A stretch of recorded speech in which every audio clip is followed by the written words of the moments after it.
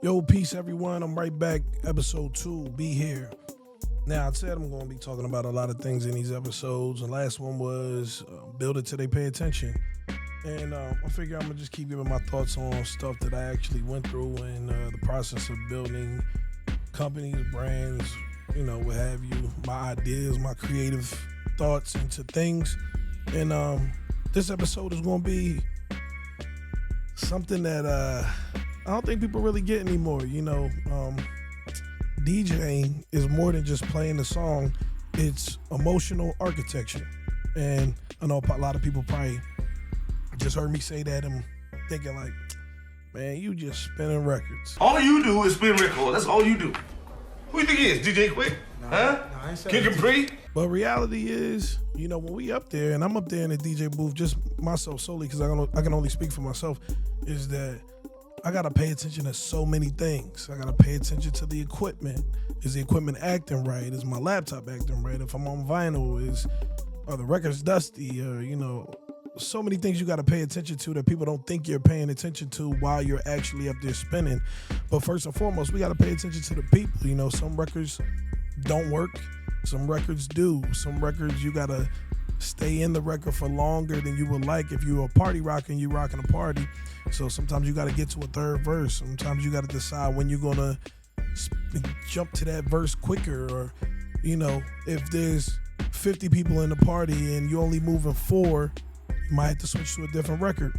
I pride myself on the ability to kind of see that a lot of times, and sometimes if you are the DJ that is teaching the audience, which I pride myself in being a lot of times, I'll just stay in a record till they get to know it, or till I can see enough people vibing with it to know that they've latched on and they learning something new, and they don't want to just keep hearing the same thing.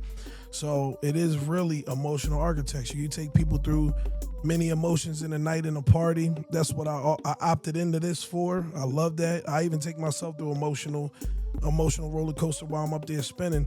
Because there's certain records that just take me back to a place in time that had me like, damn, I remember when this came out. I know all the words front to back.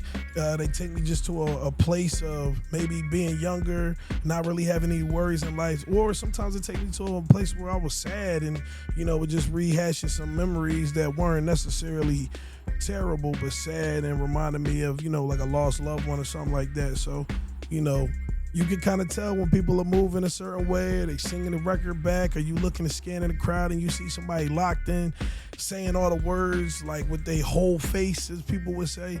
And it's just dope to be the captain of that ship a lot of times, you know what I'm saying? Sometimes people don't come in knowing that that's what is going on up there. They come in with a sense of entitlement because, we have this whole culture of being able to access things so quickly with our phone, and especially music. So you kind of feel like you want an extension of your car sometimes, where it's like you go into a spot and you're like, well, shit, I want the DJ to play this right now in this moment. And it might not even go with the vibe or go with everybody else, because like I say, a lot of the events I create are about community. And when you walk into a spot, you got to understand you're a part of a community now. It ain't just about you all the time. You know what I'm saying? And you got to lean into that. You got to understand it's about connecting with multiple people. Even though I might just lock in on one person all night, I'm still focused on the overall party, the overall feeling of the party. Now, I'm not going to sit up here and act like I don't have some off nights or whatever, but I still connect. I know I connect with at least 10 people in the spot. That's just something that and that's a low number. I'm just kind of throwing that out there, but it's a good number for me. As long as somebody heard me and felt what I was doing, cool. Even if I didn't feel what I was doing at that time, every night ain't gonna be the best night ever. And everything is a learning experience and a building block. So I just wanted to say that, DJing is definitely an emotional roller coaster, for real. And it's emotional architecture.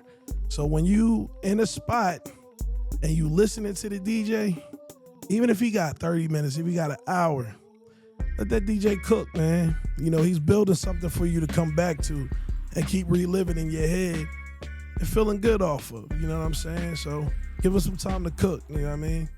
Yo, my name's Falyon. Be everywhere so you could be here.